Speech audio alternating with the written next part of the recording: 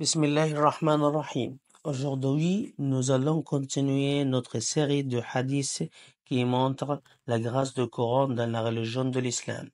Le Coran représente la constitution sacrée du musulman qui les guide vers la voie droite au bout de laquelle se trouve le paradis.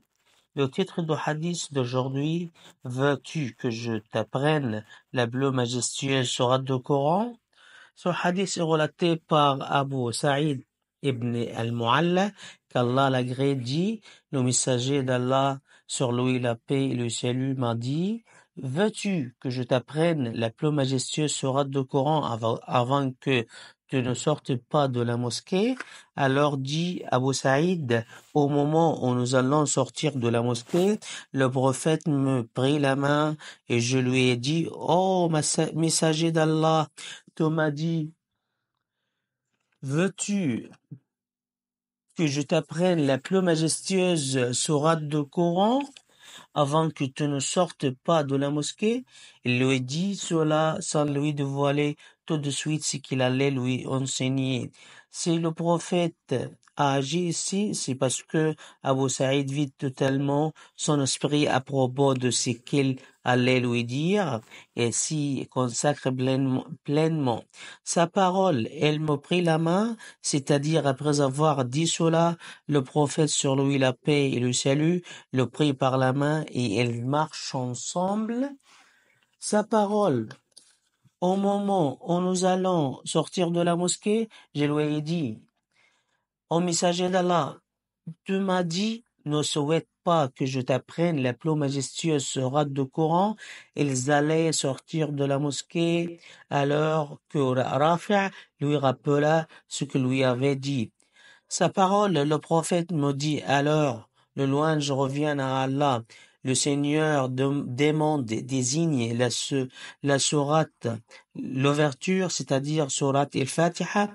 Il est la plus majestueuse sourate du Coran car elle réunit l'ensemble des objectifs du Coran. Voilà pourquoi il a été aussi appelé la mère du Coran, al-Qur'an.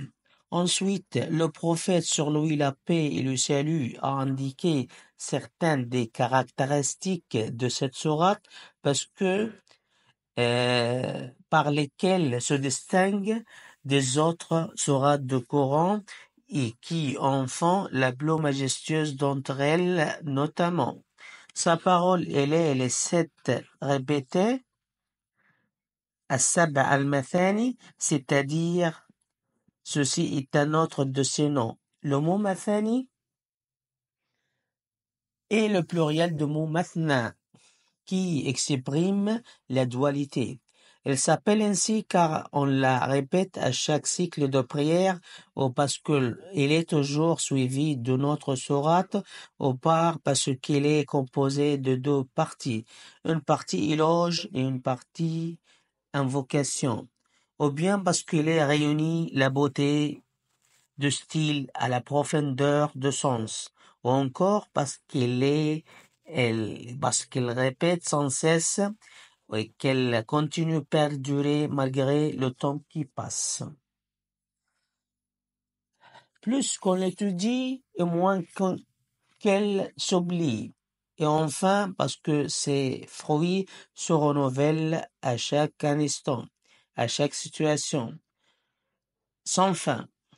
Il est possible aussi que le mot mathani, le pluriel du mot mathna, qui désigne l'éloge, car il comporte des éloges adressés à Allah. En fait, c'est comme si cette sourate faisait elle-même les éloges de Allah par le biais de ses plus noms et ses magnifiques attributs. Finalement, il est encore possible que le mot renvoie au mot thanaya, qui signifie une exception, car Allah a réservé cette sourate à cette communauté. Et il existe bien d'autres explications encore. Sa parole est majestueux Coran, c'est-à-dire cette sourate s'appelle aussi le majestueux Coran. sa parole qui m'a été donnée, celle qu'il m'a attribuée, a été attribuée.